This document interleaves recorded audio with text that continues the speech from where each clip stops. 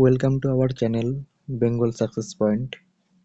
আমাদের চ্যানেলে তোমাদের সবাইকে স্বাগতম। আশা করব তোমরা খুব ভালো আছো, সুস্থ আছো। সামনে তোমাদের কলকাতা পুলিশ কনস্টেবল এক্সাম। সেই এক্সামকে মাথায় রেখেই আজকে তোমাদের একটি গণিত আর রিজনিংয়ের একটা সেট নিয়ে আলোচনা করব। সকলে মিলে খুব ভালো করে ক্লাসটি করো। তাহলে চলো শুরু করা যাক আজকের ভিডিও। চলো, প্রথম কোশ্চেনটি বলেছে, রাম, শ্যাম ও যদুর একটি ব্যবসায়ে মূলধনের অনুপাত 1:1/2:1/3 এবং বছরের শেষে রাম শ্যামের থেকে 273 টাকা বেশি পেলে মোট লাভের পরিমাণ কত ছিল? তাহলে এটা আমরা কি করব? রাম, এটা হচ্ছে শ্যাম, আর এটা হচ্ছে যদু। 1:1/2:,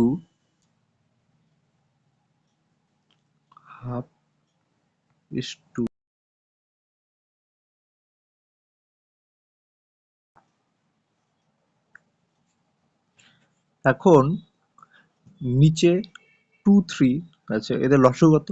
লসাগু হচ্ছে 6। তাহলে আমরা 6 দিয়ে গুণ করে দেব। তাহলে কি আসবে?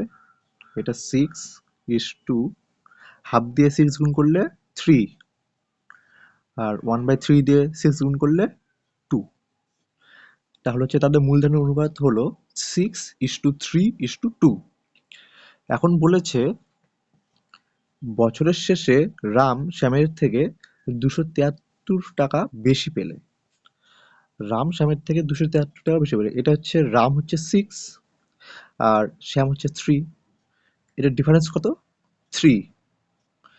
এখানে বলেছে 273 টাকা, তাহলে এই 3 ইউনিট যে বেশি আছে সেটা হচ্ছে 273 এর সাথে সমান। তার 3 এর সাথে কত গুণ করলে 273 হবে? 3 এর সাথে 91 গুণ করলে 273 হবে। তাহলে এখন বলেছে তাহলে মোট লাভের পরিমাণ কত ছিল? মোট লাভের পরিমাণ তাহলে অনুপাত এটাই হবে 6:3:2। এটা কত? এদের টোটাল যোগফল হচ্ছে 11 একক। 11 এর সাথে আমরা যদি এই 91 যদি গুণ করে দেই তাহলেই আমরা মোট লাভ পেয়ে যাব। 11:91 কত? 11:91 হচ্ছে 91, এদিকে হচ্ছে 91। তাহলে 1, 9 এর 1 10 এর 0, হাতের 1, 9 এর 1 10, 1001 টাকা। এটাই হচ্ছে অ্যান্সার, অপশন সি। বুঝলে? বলেছে রাম, শ্যাম আর যদুর একটি ব্যবসায় মূলধনের অনুপাত 1:1/2:1/3। তাহলে প্রথমে আমরা লিখে নিলাম তাদের অনুপাত 1:1/2:1/3। নেক্সট সেগুলিকে আমরা 2 আর 3 লসাগু দিয়ে গুণ করে সেটাকে আমরা 6:3:2 বানিয়ে নিলাম মূলধনটাকে। এখন বলেছে রাম শ্যামের থেকে 273 টাকা বেশি পেলে, তাহলে 6:3:2 যেটা বাড়ালো সেখান থেকে 6 আর 3, রাম হচ্ছে 6 আর শ্যাম হচ্ছে 3, এই 3 ইউনিটই হচ্ছে এই 273। তাহলে 91 গুণ করলে 273 থাকে। আর এদিকে আমাদের হলো বলেছে মোট লাভের পরিমাণ কত? তাহলে 6:3:2, এটা টোটাল যোগফল যেটা আসবে 11 ইউনিট, সেটাই হচ্ছে মোট লাভ। তাহলে 11-এর সাথে আমরা যদি 91 গুণ করে দিই তাহলে সঠিক আনসার বেড়া পড়বে। তাহলে আনসার হবে 1001, অপশন সি। নেক্সট,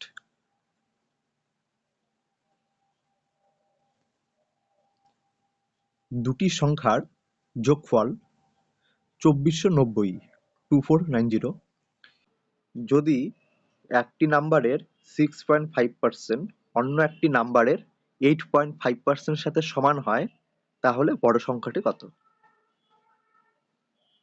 তাহলে আমরা কি করব? প্রথমে আমরা ধরে নিই দুটি সংখ্যার যোগফল 2490, তাহলে একটি সংখ্যা এক্স আর অপর সংখ্যাটি ওয়াই। তাহলে এক্স প্লাস ওয়াই হচ্ছে 2490। আর বলেছে এখন 6.5%, মানে একটি নম্বরে 6.5%, তো আমরা যদি ধরে নিই এক্স এর 6.5%, তাহলে 6.5% অফ এক্স মানে ইন্টু এক্স, এটা হচ্ছে 8.5% অন্য একটি নাম্বারে। তাহলে 8.5% অফ ওয়াই আমরা ধরে নিলাম 8.5% ইন্টু ওয়াই। তাহলে এখন কাটাকাটি করো, পার্সেন্টেজ পার্সেন্টেজ কাটা, এখানে পয়েন্ট আর এখানে পয়েন্ট কাটা। এখন 5কে দিয়ে কাটো, 5কে দিয়ে 65 কাটলে 5 13 65, আর 5কে দিয়ে 85 কাটলে 5 17 85। তাহলে এক্স বাই ওয়াই হচ্ছে 17/13। তাহলে এখন ধরে নাও এক্স ইকুয়ালস টু 17k আর ওয়াই ইকুয়াল টু 13k। এখন এই দুটো মান আমরা প্রথমে বসাই দেবো, x plus Y equal to 2490 এখানে বসাই দেব। তাহলে নেক্সট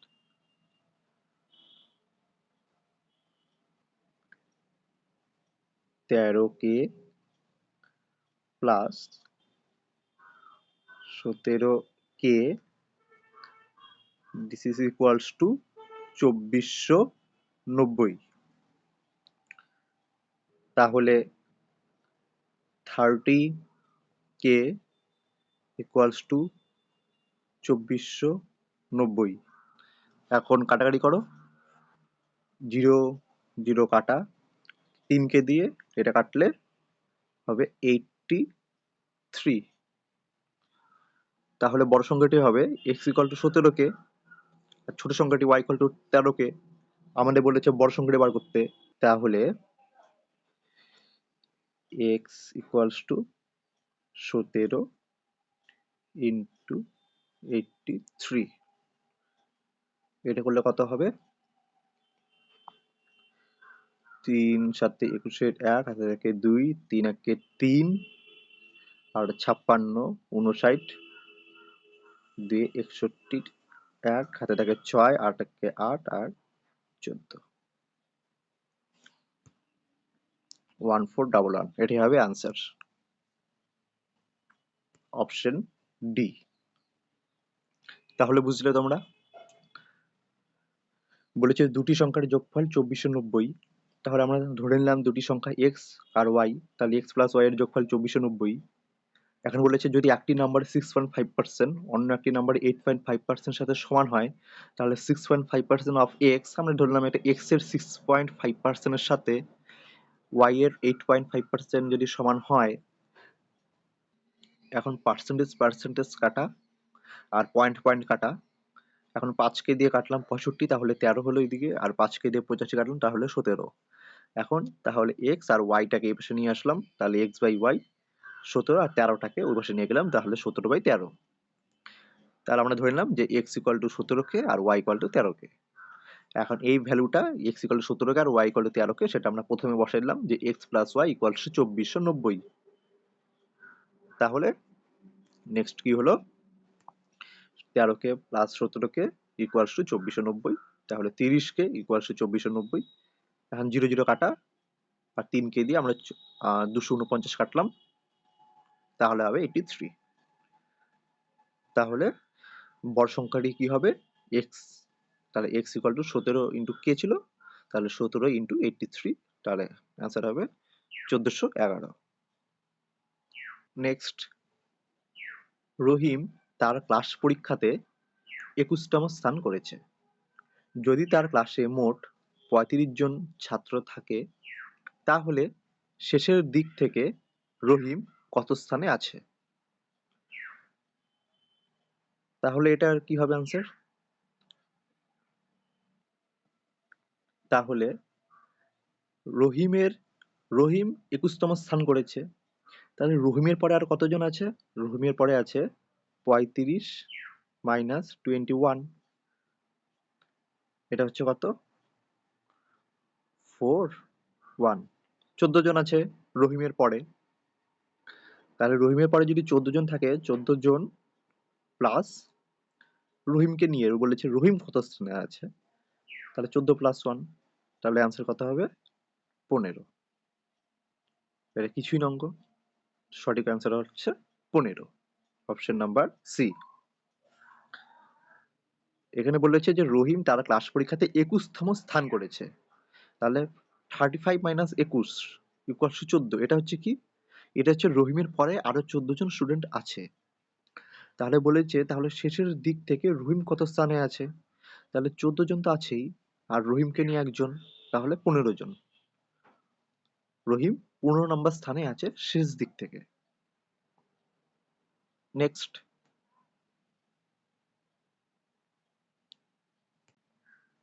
এক বিক্রেতা একটি পণ্যের চিহ্নিত মূল্যের উপর 35% ছাড় দিয়ে বিক্রি করে।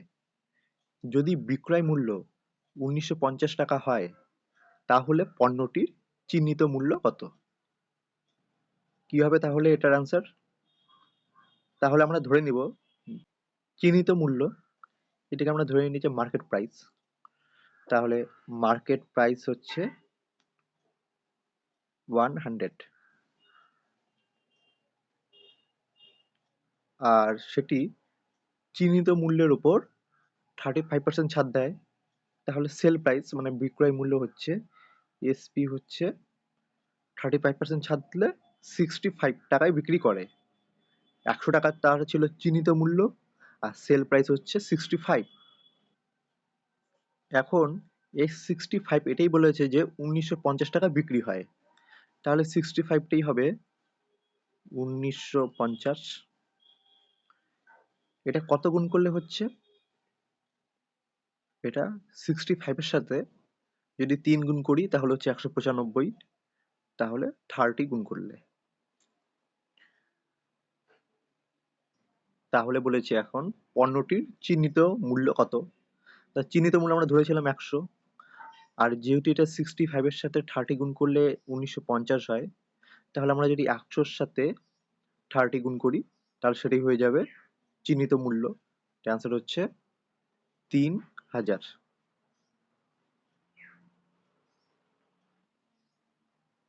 তাহলে অপশন হচ্ছে অপশন নাম্বার এ, 3000। কি করলাম? বলেছে একটি বিক্রেতা একটি পণ্যের চিহ্নিত মূল্যের উপর 35% ছাড় দিয়ে বিক্রি করে। যদি বিক্রয় মূল্য 1950 টাকা হয়, তাহলে পণ্যটির চিহ্নিত মূল্য কত?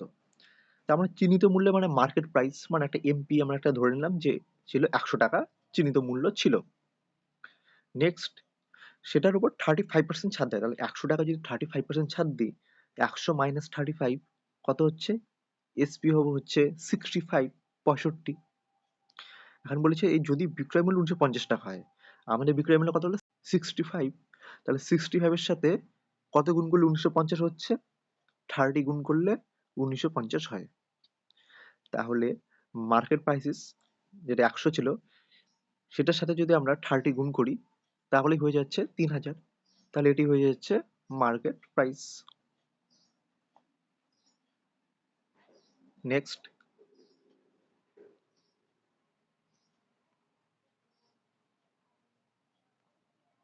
বলেছে 50 জন লোক দুদিনে আয় করে 600 টাকা, তাহলে 35 জন লোক 10 দিনে কত টাকা আয় করবে? তাহলে কি হবে এটার আনসার? তাহলে কি করব আমরা? 50 ইন্টু 2, 50 জন লোক দুদিনে 600 টাকা ইনকাম করে। তাহলে ধরে নিই যে 35 জন লোক 10 দিনে 35 জন লোক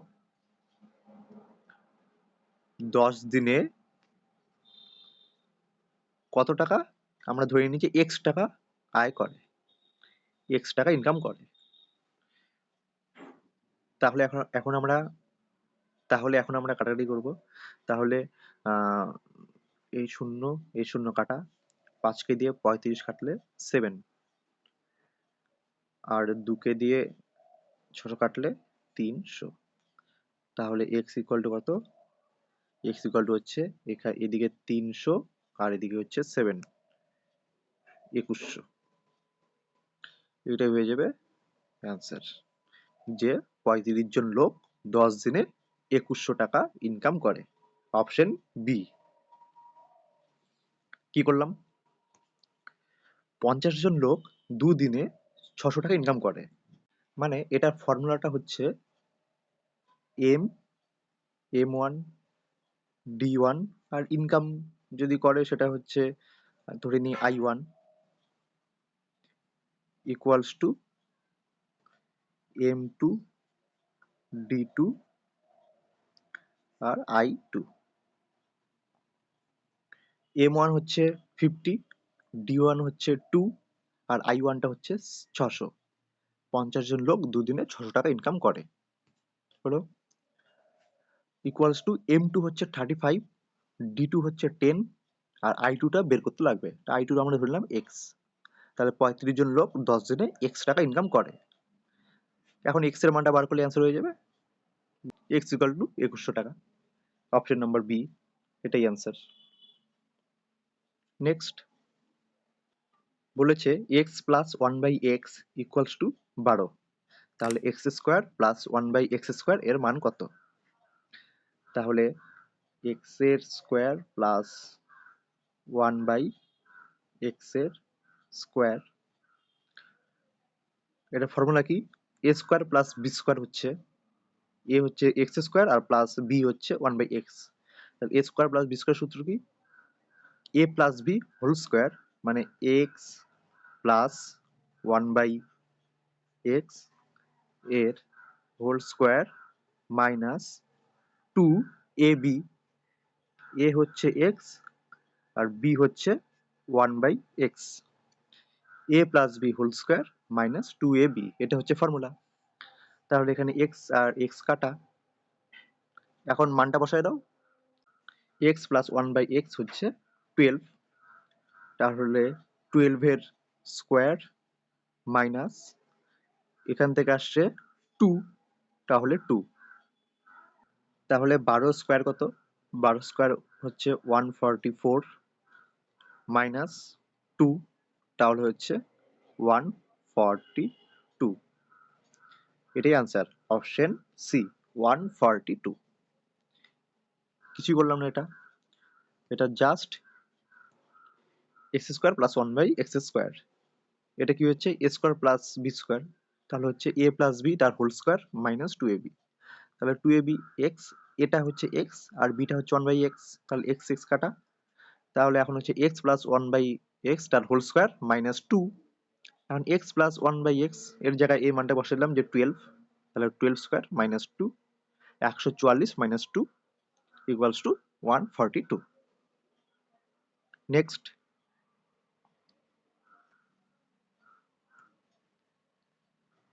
একটি পরীক্ষায় এক ছাত্র প্রতিটি সঠিক উত্তরের জন্য 4 নাম্বার পায় ও প্রতিটি ভুল উত্তরের জন্য 1 নাম্বার কাটা যায়। যদি ছাত্রটি সর্বমোট 80টি প্রশ্নের উত্তর দিয়ে 150 নাম্বার পায়, তবে সে কতগুলি প্রশ্নের সঠিক উত্তর দিয়েছিল? তাহলে কি করব আমরা? তাহলে আমরা ধরে নিই যে সে 80টি প্রশ্নই সঠিক অ্যান্সার করেছিল। তাহলে 80 ইন্টু 4 এই মার্কস পাবে। আবার ধরি যে সে 80টি প্রশ্নই ভুল অ্যান্সার দিয়েছিল, 80টি কোশ্চেনেরই, তাহলে সে 80 ইন্টু 1, এটা হয়ে যাবে মাইনাস, এটা হলো ভুল করেছিল। তাহলে এটা হচ্ছে 320, আর এটা হচ্ছে -80। এই 320 হচ্ছে সে যদি 80টি কোশ্চেনেরই সঠিক অ্যান্সার দেয়। আর এখানে -80টা কি, সে যদি 80টি কোশ্চেনেরই ভুল অ্যান্সার দেয়। তারপর সে 150 নাম্বার পায়। তাহলে আমরা মিডল লিখে নেব 150। এখন 320 থেকে 150 বিয়োগ করলে কত হয়? 170। আর 150 থেকে -80 বিয়োগ করলে কত হয়? 230। তাহলে এখন এই দুটোর অনুপাত বের করো।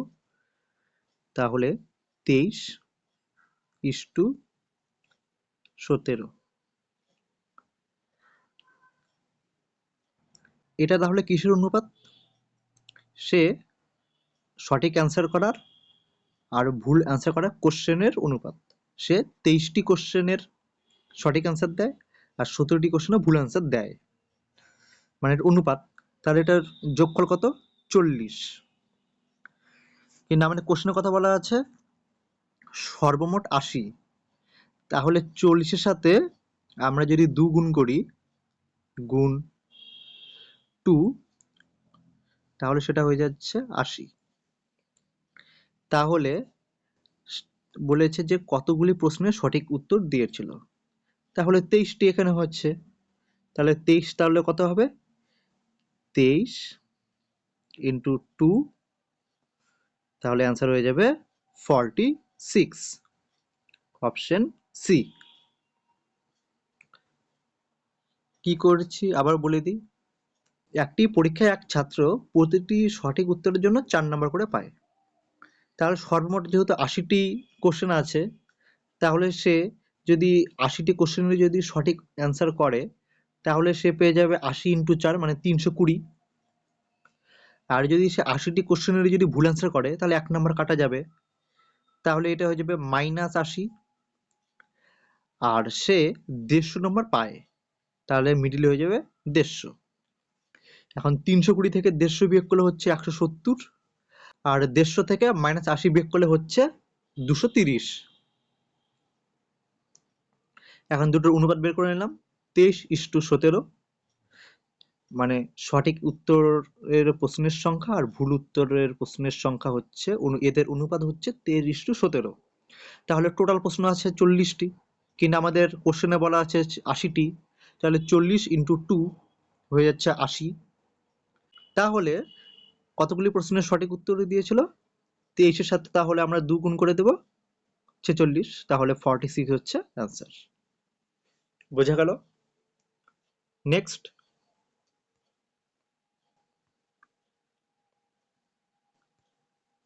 বলেছে একজন বিক্রেতা 1 ডজন ডিম কিনলে সাথে আরো 2টি ডিম বিনামূল্যে দেয়। তাহলে গ্রাহক শতকরা কত ছাড় পান? তাহলে আমরা ধরে নিই একটি ডিমের ক্রয় মূল্য হচ্ছে 1 টাকা। তাহলে 12টি ডিমের ক্রয় মূল্য কত? 12 টাকা।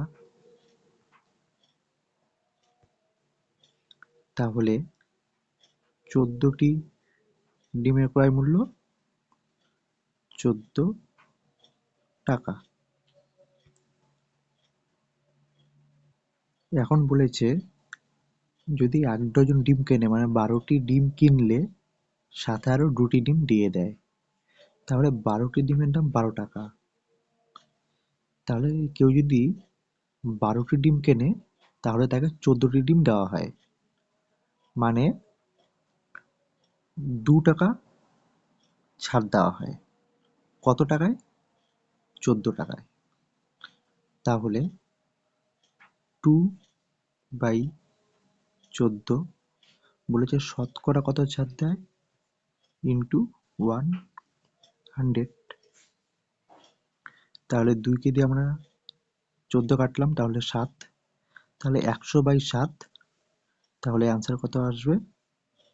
আমরা যেটা কাটাকাটি করি, 7কে দিয়ে 100 কাটলে 7 একে 7, 3 4 7টা 28, তাহলে 2 7, এটাই হবে আনসার পার্সেন্ট।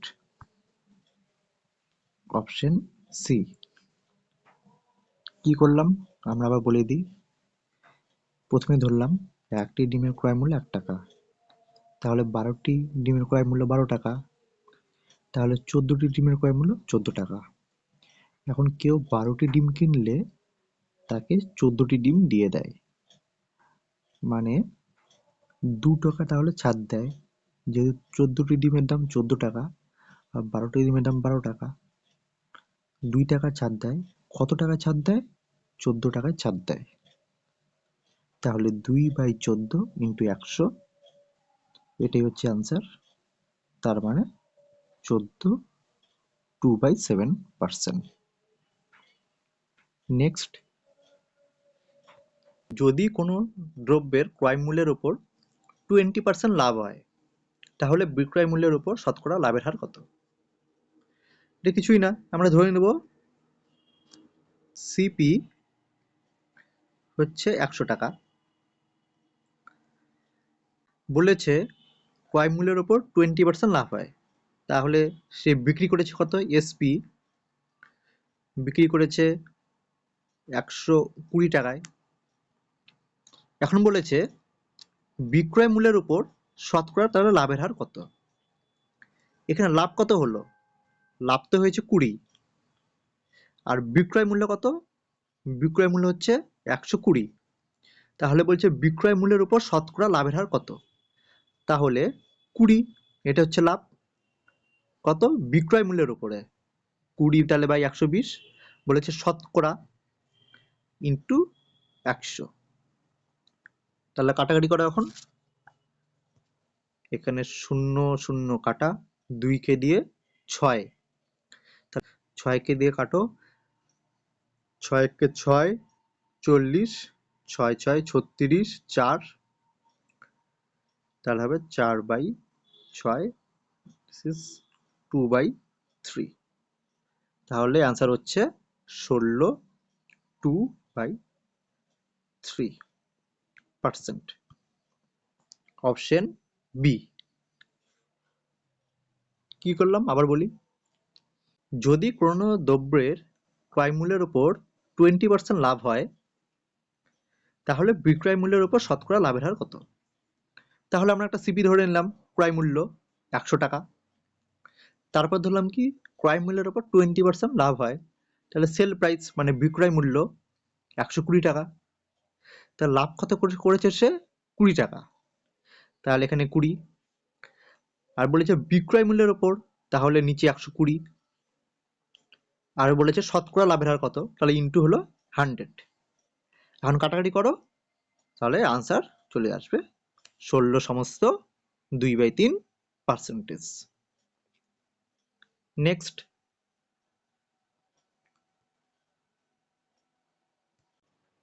জল ভর্তি একটি বালতির ওজন 19 কেজি, আর বালতির 2/3 অংশ জল ভর্তি হলে তার ওজন হয় 16 কেজি।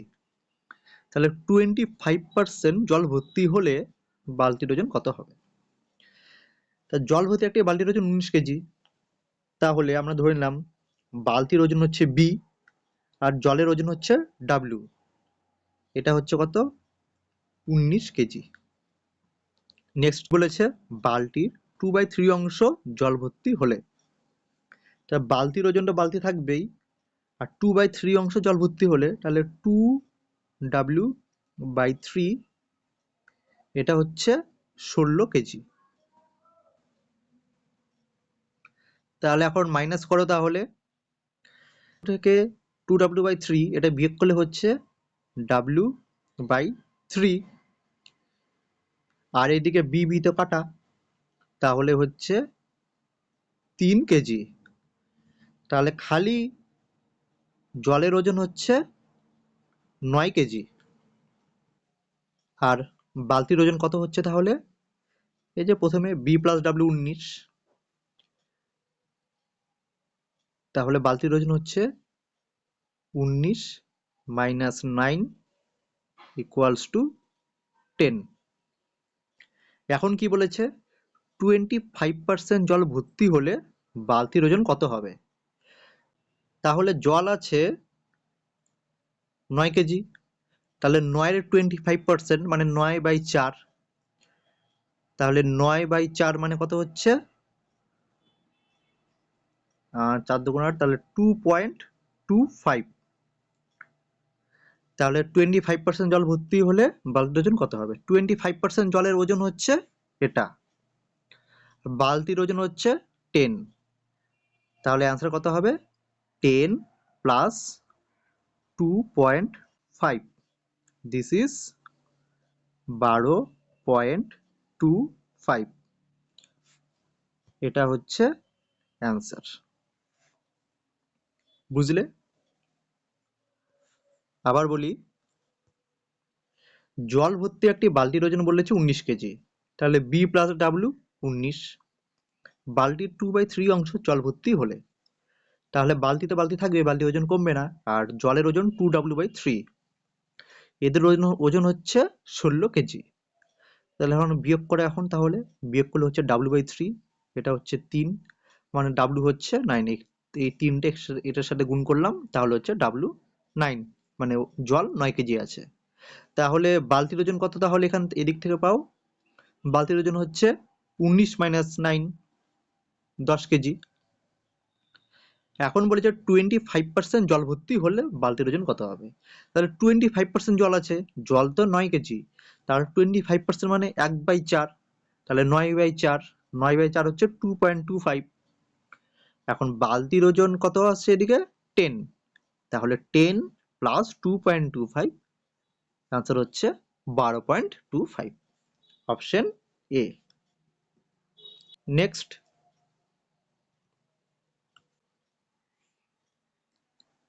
একটি নির্দিষ্ট সাংকেতিক ভাষায় ব্যাটকে 23 হিসাবে আর ক্যাটকে 24 হিসেবে সংকেতায়িত করেছে, তাহলে বলের সংকেত কি হতে পারে? ব্যাট, ব্যাটকে যে লিখেছে BAT, এটা কত? টি হচ্ছে, আমরা কি জানি, টি হচ্ছে 20, এ হচ্ছে 1 আর বি হচ্ছে 2, এদের যোগফল কত? 23। একইভাবে ক্যাটকে কি করেছে? ক্যাট